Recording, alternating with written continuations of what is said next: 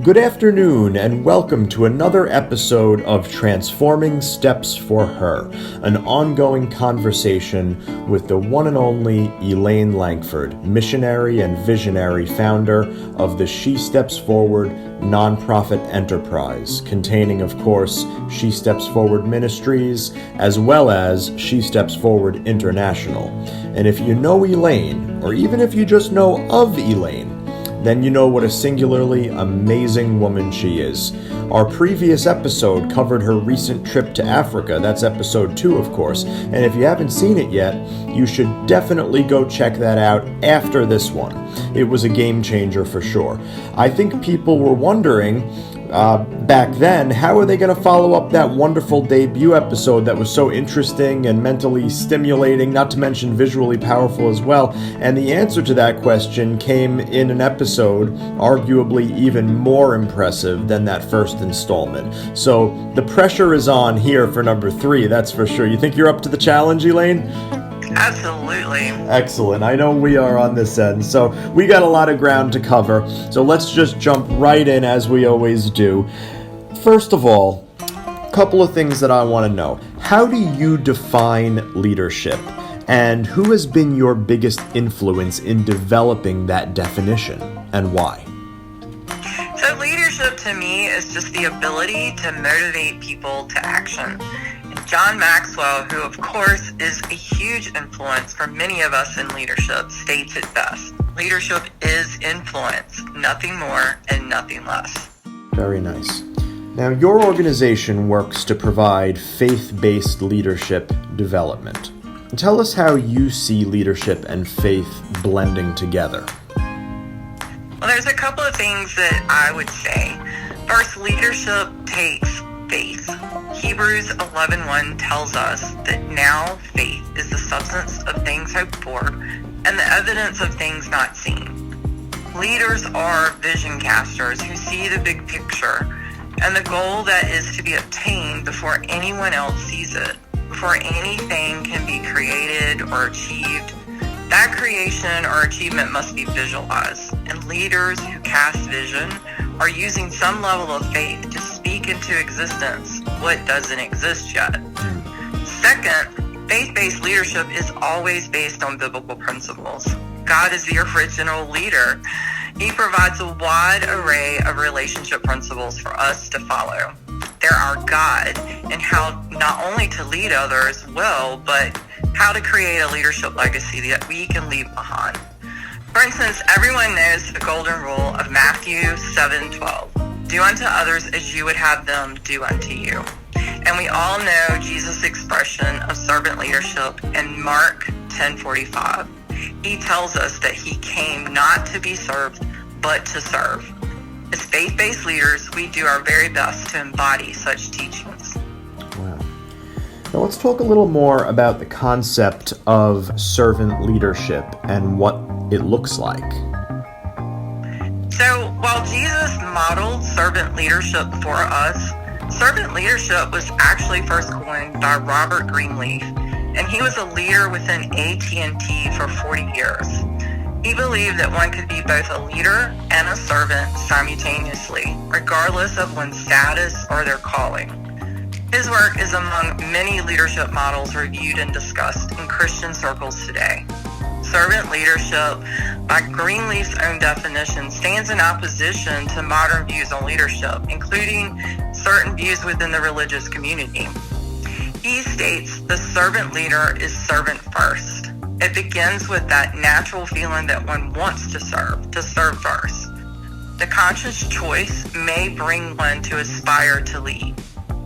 That person is sharply different from one who is leader first, perhaps because there's some drive for an unusual power or that they want to acquire material possessions. The difference that manifests itself in care taken by servant-first leaders is to make sure that other people's highest priority needs are being served. What characteristics do you look for in a leader and hope that you embody? I think the most important qualities that I look for in a leader is integrity, tenacity, and a very overall optimistic attitude. Great. I've often heard the phrase, know yourself to lead yourself. In your words, what does that mean exactly? Know yourself to lead yourself is based off the principle that before we can lead anyone else, we have to be able to lead ourselves. It's having an awareness of our emotions and our strengths and weaknesses and making adjustments as needed. By getting a handle on who we are as a person, we become not only a better person, but a better leader. There's no two ways about it. Our ability to lead ourselves first has a direct impact on our ability to influence others. Right. Now, what are some lessons that you've learned as a leader specifically?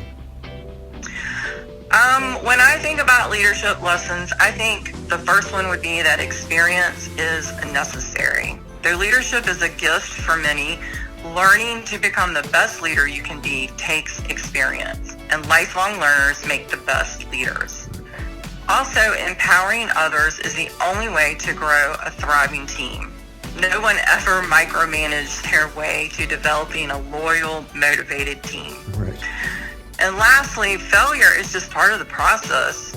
How you react and what you learn from failure is what makes the difference between a mediocre leader and a great leader. Wow. Very, very well said. Now, I want to talk a little bit about leadership coaching. In providing leadership coaching, what resources do you use with new coaching clients?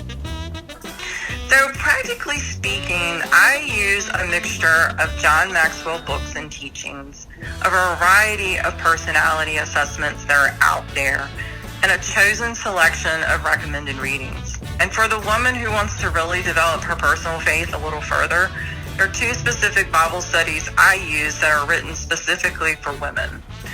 But most importantly, I infuse all of that with my very own firsthand experiences, my successes, my failures, and so hopefully in doing that, their path forward is smoother than what I have experienced in the past. Right. Now, what is your favorite John Maxwell resource to use with new coaching clients, and why is that? So my favorite John Maxwell resource is his book called Put Your Dream to the Test. Because I am approaching women who feel called to lead a business or a ministry or a nonprofit, I find this is the best resource to start off with. In it, John asks 10 important questions and helps us to gauge one's readiness to achieve their dream. I use it to help level set where the person is in the process of building their dream. It's a great evaluation tool. Yeah, that sounds like it. Now, why is it so important to develop more female leaders?